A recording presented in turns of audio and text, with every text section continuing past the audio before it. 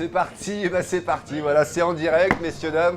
Voilà, on est parti. Merci beaucoup d'avoir prévenu. On est donc en direct, toujours ici, au stade René Binet. La finale vient de se terminer. C'est Paris qui l'a remporté.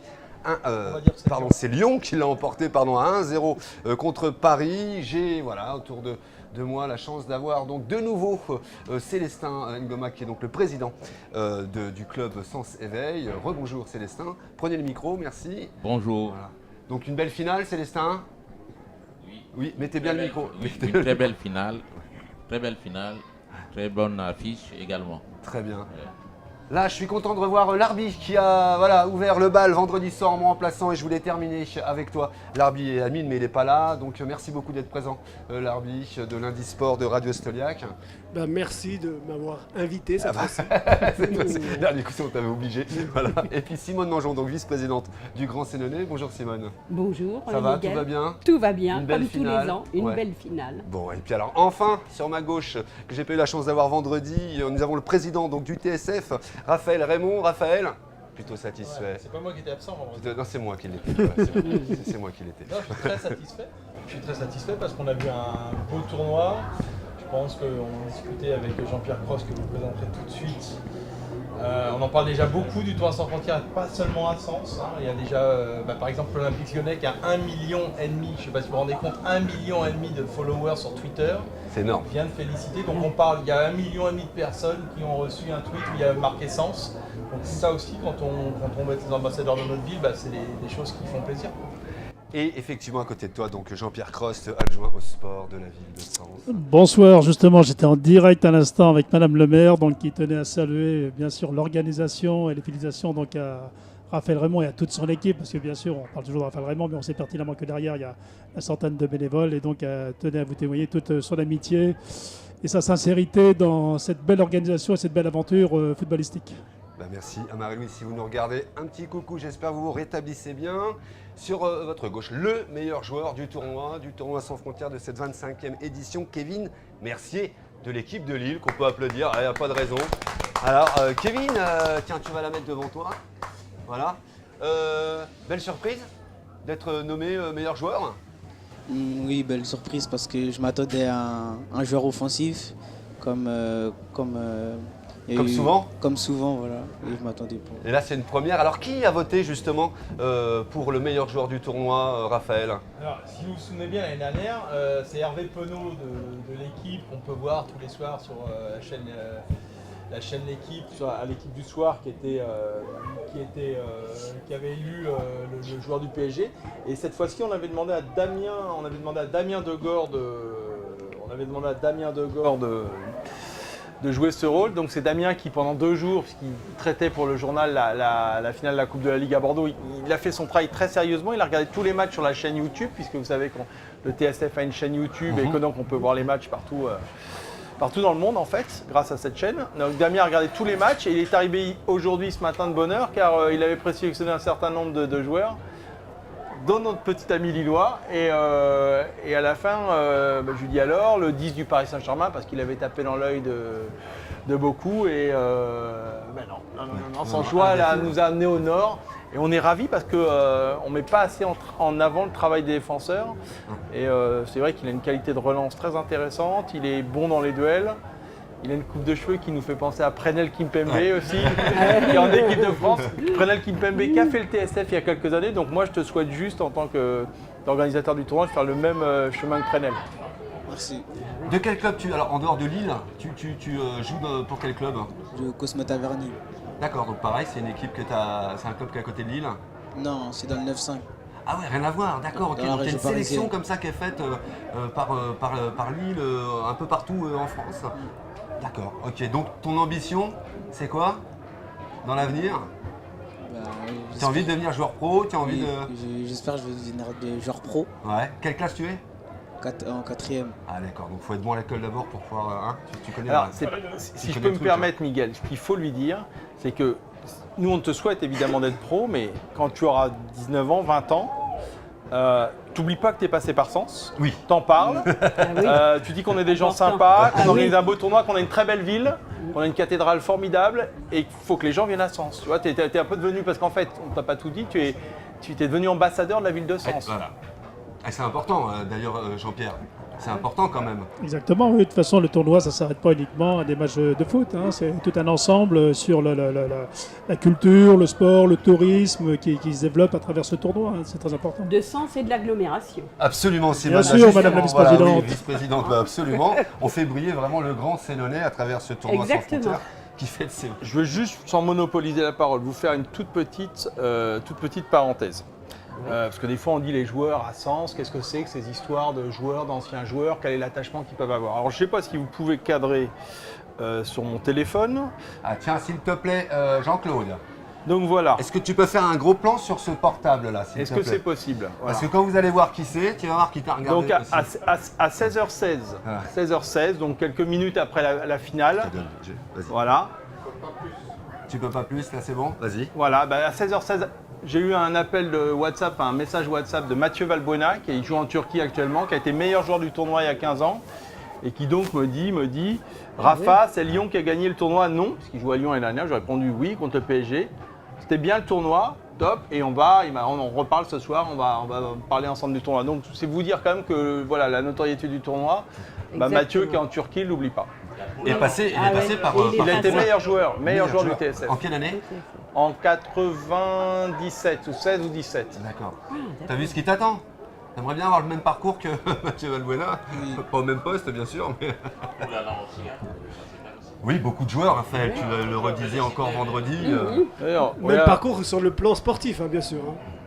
Hein. Justement, toi, on a décelé chez toi que tu étais un super relanceur, un super défenseur. Et quelles sont, toi, tes qualités que tu penses avoir à ce niveau-là? L'agressivité, j'ai beaucoup d'agressivité. Après, les relances, je suis fort dans les relances. La rapidité, rapide. C'est tout. C'est déjà pas mal. Bah, c'est déjà beaucoup pour un Ouais, défenseur, c'est déjà savoir relancer, être rapide et surtout pouvoir avoir une vision du jeu. Je pense qu'à ce niveau-là, si tu as été nommé aujourd'hui meilleur joueur du tournoi, c'est qu'on a décelé tout ça chez toi et qu'il va falloir continuer à travailler davantage pour justement aller un peu plus loin. Je crois qu'il a une grande lucidité de ses talents, hein, parce que c'est des talents. Hein, donc, Exactement. je Alors, pense que En dehors de ces louanges, du bon joueur que tu es, qu'on a en tous les cas trouvé ce week-end, qu'est-ce que toi tu penses de ce tournoi, justement?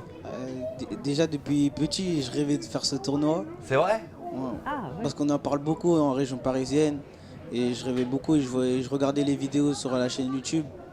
Et je rêvais de le faire. D'accord, ok. Donc là, c'est gagné, mission accomplie. Et en plus, tu deviens le meilleur joueur du tournoi. Ça, c'est Petite parfait. surprise. Sur le plateau, il se passe beaucoup de choses. Est-ce que je peux vous donner, s'il vous plaît, Raphaël? Allez-y, on est en direct de toute façon. Voilà. Ouais. Jean-Baptiste Grégoire, qui est coach historique de Lyon. Eh ben, Jean-Baptiste Grégoire, je vais vous mettre un micro. Voilà, on fait comme à la maison. Voilà, on va laisser ça là. Excusez-nous pour la régie, ça va faire un peu de bruit. Je vais me mettre dans ce sens-là, c'est mieux. Voilà, qui nous rejoint, donc c'est le coach de Lyon. Bonjour à vous et Bonjour. bienvenue voilà, sur le plateau. Merci, merci à vous. D'Atout Sport. Et Voilà. félicitations Et absolument. pour cette victoire. Félicitations, hein. Merci. Bravo encore. Voilà. Donc là, vous avez à côté de vous Kevin Mercier qui a fini donc meilleur joueur du tournoi, défenseur central. Voilà, Kevin Mercier de l'équipe de Lille. Vous l'aviez repéré aussi, vous l'aviez vu, vous l'avez eu en face de vous? Non, on n'a pas joué contre Lille, mais D'accord. par contre, on avait regardé les matchs de Lille et effectivement, on avait vu ses qualités au cours de plusieurs matchs. Bon, dans quel état d'esprit sont justement vos joueurs à vous qui viennent de remporter ce tournoi? Ben, forcément, ils sont euphoriques, ils sont contents. Ils ont aussi un peu le sentiment du devoir accompli parce que l'objectif pour Lyon, c'est toujours de figurer au moins dans le dernier carré. Ouais. Et l'objectif, c'est quand même de disputer la finale et de la gagner. Alors c'est ce qu'on se dit tous les ans. Et cette année, ils ont réussi le challenge. Première année où vous gagnez le tournoi? Non, Ah, ça fait quatrième année, ah oui. plusieurs fois. T'entends ça, Kevin? Ah. 4 fois. T'as vu un peu? 5. Et vous, en tant qu'entraîneur, en tant que coach de cette Moi, je fais équipe? partie du staff. C'est la victoire aussi, tout un staff. Voilà, derrière l'équipe, il y a énormément de monde qui travaille derrière les jeunes. Que ce soit les personnes présentes ici avec les préparateurs, les dirigeants et aussi les personnes. On a beaucoup de monde qui gravite autour de nos jeunes pour les amener à être prêts sur des événements comme ça, sur la préparation, sur la technique, sur le mental, sur plein de choses. Voilà, c'est une partie de l'iceberg qu'on découvre aujourd'hui, mais derrière, il y a beaucoup de travail Il y a beaucoup de monde pour avoir 4 jours réussis de cette manière-là, aussi bien sur le terrain qu'en dehors, dans la gestion du groupe où tout s'est bien passé et la victoire souvent reflète ce qui se passe aussi en dehors et on est très content de ça. Alors, combien de temps à l'avance vous préparez, vous conditionnez vos joueurs à pouvoir se dire, on a cette culture de Lyon où on finit généralement très souvent dans les premières places. Combien de temps vous prenez à peu près pour éventuellement les préparer mentalement? Par rapport au tournoi? Par rapport au tournoi. Ah, le tournoi, on l'aborde juste la semaine avant, parce que c'est pas un objectif en soi. Toute l'année on travaille, il y a des matchs tous les week-ends. Passer le dernier match de championnat, la semaine d'après, cette semaine c'est le tournoi, donc on s'entraîne et on donnera les convocations du tournoi 3 jours avant, comme pour un match quasiment, pour que tout le monde soit une semaine normale, mais avec un objectif au bout. Forcément, les jeunes cochent ces dates à l'avance, comme le derby, comme tous les tournois, parce que c'est des événements auxquels ils ont envie de participer. Mais c'est pour nous l'occasion de se confronter à ce qui se fait de mieux sur le niveau national. Et toutes ces occasions sont des matchs de haut niveau qui nous permettent de nous exprimer et d'avoir des oppositions conformes un petit peu à ce qui se fait en France sur la formation et sur aussi les pays étrangers. Célestin. À votre avis, je me permets de vous poser une petite question. Combien de tournois équivalents à celui-ci avez-vous Participé?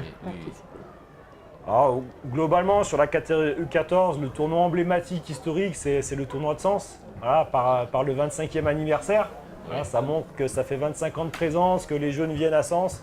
Il n'y a qu'à voir les panneaux un petit peu de partout. On voit tous les joueurs qui sont passés par le tournoi Sens, de Valbuena à des joueurs qui ont 18-19 ans qui commencent à percer. Et sûrement dans la génération 2004, dans 5-6 ans, on verra certains joueurs qui ont fait ce tournoi-là. Attends ça. Donc, je le souhaite évidemment. Mais effectivement, c'est un événement d'envergure ici.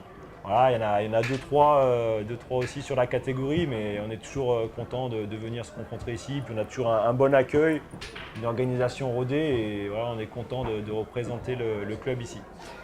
Simone, le Grand Sénonais, c'est important aussi pour ces 27 communes de voir qu'il se passe un tel tournoi, qu'il y a une telle représentativité à l'extérieur. Exactement, ça donne une bonne image quand même de notre région, du Grand Sénonais. Et puis, comme je dis tous les ans, le sport, pour moi, c'est une discipline qui rassemble. Pour moi, il n'y a pas mieux que le sport pour rassembler. Jean-Pierre? Je pense que le tournoi qui vient de se terminer, c'est encore une belle aventure, bien sûr, pour tous les jeunes déjà, parce que c'est pour eux qu'il est fait. Et puis c'est vrai qu'avec tous les grands clubs au renom fantastique, que ce soit au niveau national, international, c'est une belle image qui a été distribuée encore ce week-end de Pâques. Et je veux dire que maintenant, par rapport à l'équipe du Grand Sénonais, je pense on va essayer de mettre en place quelque chose en accord avec la ville, en accord avec la communauté d'agglomération pour que cette équipe, elle a pris des buts, elle n'a peut-être pas marqué beaucoup et ainsi de suite, mais bon, moi je ne suis pas dans il faut participer. À un moment donné, j'ai bien participé, mais j'aimais bien gagner aussi. Donc, Exactement. Oui, on a appris à perdre, maintenant on aimerait apprendre à gagner. Je pense qu'il y a une grande réflexion avec ma collègue qu'on va mener avec les clubs de foot pour que cette équipe puisse se préparer au moins 6 mois à l'avance. C'est ça, faire un groupe sur l'année. Parce que c'est vrai qu'ils sont réunis 15 jours avant, même s'ils ont été à Clairefontaine, je veux dire, qui a été un beau voyage et puis un beau périple pour eux. Je pense qu'il faut les aider aussi à aborder un match d'une telle qualité. Absolument. Parce que en face d'eux, ils ont quand même des joueurs de grand talent déjà. Qui jouent toute l'année Et qui ensemble. jouent tout le temps ensemble. Qui jouent tout le temps ensemble. Ils sont dans les grands. Et qui sont, oui, bien sûr, mais je pense qu'effectivement, pour rebondir sur ce que tu viens de dire, Jean-Pierre, l'idéal, ça serait d'avoir un groupe, une petite trentaine de joueurs, et de travailler toute l'année de manière à être un peu plus effectivement compétitif face à des équipes comme Lille, comme Lyon, comme d'autres, etc. Ça éviterait que chaque année, parce que là, je crois qu'ils ils recrutent au mois de novembre, ils font quelques matchs ensemble et ils se revoient après 3-4 jours avant le tournoi. Voilà. Vous, en tant que justement entraîneur d'un grand club, vous ne pourriez pas faire organiser. C'est un challenge très difficile à réaliser parce qu'effectivement, tous les clubs s'entraînent quasiment tous les jours avec un staff important, un groupe qui est toujours le même. Donc pour une équipe fait de meilleurs joueurs de plus petits clubs, même en ayant des bonnes détections, plus d'entraînement en commun, le challenge sera toujours difficile à relever face à des équipes comme ça. Voilà. Après, c'est vrai que c'est peut-être fédérateur pour les clubs du coin de pouvoir avoir la chance de disputer ce tournoi-là. Et même si effectivement ils viennent pour essayer de gagner un match, ça sera toujours difficile par rapport aux conditions des uns et des autres. Mais c'est aussi permettre un peu l'échange, de montrer que c'est accessible et que ça peut aussi permettre à quelques bons joueurs de se faire repérer peut-être par un club. Et c'est tout à leur honneur de mettre en place tout ça pour les jeunes et montrer que tout le monde peut jouer ces matchs-là. Effectivement, aujourd'hui, il est essentiel de pouvoir se dire qu'il y a des jeunes qui évoluent dans des clubs différents et pouvoir les mener à ce tournoi et afin qu'ils préparent ce tournoi de bonnes conditions. Je pense qu'on a déjà travaillé avec Jean-Pierre sur un regroupement donc, des différents clubs de Sens. Donc on y travaille et on va essayer honnêtement de sortir quelque chose justement pour pouvoir préparer ce tournoi dans de bonnes conditions. Parce que comme tu l'as dit tout à l'heure Miguel, ils sont détectés au mois de novembre. Ensuite ils font quelques matchs ensemble sans forcément avoir toutes les automatismes qui se mettent en place. Donc avec une espèce de créer des automatismes parce que là on voit certaines équipes comme Lyon, Paris Saint-Germain, etc. qui échangent. Et quand on voit les lignes, elles sont il y a une certaine discipline qui respecte les consignes à 100%. Et nous, j'ai vu quelques matchs du Grand Sénénais où c'était un petit peu brouillon, etc. Voilà, donc, je pense qu'avec ce groupement, on va pouvoir fédérer une équipe et éventuellement, au moins, pas gagner le tournoi, mais au moins gagner quelques matchs. Oui, au moins être compétitif. Voilà, l'idée c'est quand même d'être compétitif. D'autant plus que nous progressons également au niveau du matériel. Absolument, ça on en a parlé, oui, effectivement. Les conditions. Étiez là l'année dernière ? Oui. Vous avez vu que là, on a mis quand même. Le terrain synthétique, c'est forcément, ça permet de jouer. Surtout à cette période de l'année où les terrains sont un peu difficiles avec les conditions météorologiques, mais du coup oui, c'est un bel outil, surtout au quotidien. Pour le tournoi c'est une plus-value, mais surtout pour le club de Sens, d'avoir un outil comme ça, c'est intéressant. Absolument, ça on en a longuement parlé, oui, absolument. Kevin, quelle a été l'équipe la plus compliquée comment à jouer ? Rennes. Qui était le tenant du titre. Ah oui, qui était la tenant, d'accord. On a eu Rennes, on a eu beaucoup de difficultés. On a joué en bloc bas, ça a été difficile. Voilà. Le Grand Sénénais, tu l'as joué ? Non. Non, vous n'avez pas joué le Grand Sénénais ? Pas dans la même Moi, poule. pour le Grand Sénénais, je dirais cette année, l'important c'était de participer. Oui, on dit ça tous les ans. Mais oui, ça fait évidemment, ça fait 25 ans. Vous avez raison, c'est la base de tout. Bon, Simone, s'il te plaît, c'était de participer, mais de mettre une enveloppe. Voilà, c'est ça. C'est ça qu'ils attendaient automatique. Parce que si vous allez voir les joueurs dans le vestiaire après les matchs, si vous voulez, et que vous leur dites ça, ils vont dire oui, c'est vrai, mais on aimerait peut-être bien gagner un petit peu de temps en temps. Un petit mot de fin, Célestin, un petit mot de conclusion. Je suis très satisfait de ce tournoi et puis bravo aux vainqueurs et puis bravo aussi à la ville et à l'agglo. Quoi de plus Donc merci à Jean-Pierre qui est notre adjoint chargé de sport. Voilà. Je te donnerai le mot de fin. Okay. D'accord. Un petit mot de fin, Kevin. T'as entendu ce qu'a dit le président du TSF ? Tu te rappelleras toujours, quoi qu'il arrive dans ta carrière, que tu es venu jouer à Sens, que tu es aujourd'hui un ambassadeur de ce tournoi. Un petit mot de fin, un petit mot de remerciement peut-être, ou profites-en, regarde ta famille et dis-leur que tu les embrasses fort, je sais pas, un petit mot de fin, de conclusion. Déjà, je remercie pour l'invitation sur le plateau et je remercie à ma famille, à ma mère qui m'a emmené jusqu'à là. Et je souhaite à plein de joueurs qui fassent ce tournoi de Sens. Et j'ai passé un bon tournoi. Merci à toi Kevin, encore bravo. Et belle victoire Lyon. Merci. Fair play. Fair play, en plus. Voilà. Jean-Pierre, un petit mot de la fin. Oui, moi j'avais dit en préambule au premier plateau, c'est-à-dire que moi je dis toujours qu'il faut faire rêver les jeunes. Je crois qu'aujourd'hui tout le monde a rêvé, aussi bien les jeunes que les adultes, tous ceux qui sont dans la scène footballistique. Et puis je crois qu'on a fait rêver, comme disait le président Raphaël Raymond, on a fait rêver des millions de gens à travers tous les matchs sur YouTube qui ont pu être vus. Et je crois que c'est vrai que la ville de Sens, ça ne s'arrête pas bien sûr au tournoi de région et ainsi de suite. Maintenant, ça a un caractère international, c'est le leurre international. Je crois que c'est ça qui est important. moi je dis toujours le rêve, parce que c'est important pour les jeunes, il faut qu'ils sortent un petit peu de leur machine numérique et haute, et puis voilà, dire pas plus beau que de voir des gamins jouer sur un terrain, s'amuser ensemble, jouer ensemble, et garder tout ce fair play qu'on a vu tout le long, hein, puisque moi j'ai vu vraiment un beau travail des arbitres. Oui. Qui a été mis en Absolument. œuvre. Je veux dire, les arbitres ont aussi un très, très grand talent avec les jeunes pour jouer. Je veux dire, c'est très important parce qu'on sait bien que sans les arbitres, c'est difficile de jouer. Je crois que tous ces jeunes qu'on a vu jouer, c'est merveilleux, quoi. Coach, un des coachs en tous les cas, un petit mot de Ah, conclusion. pour Allez. l'anecdote, pour marquer le tournoi de sens, juste avant la finale, j'ai reçu un message d'un joueur qui l'avait gagné il y a 5 ans avec la génération 99 et qui racontait je vois que vous êtes encore en finale.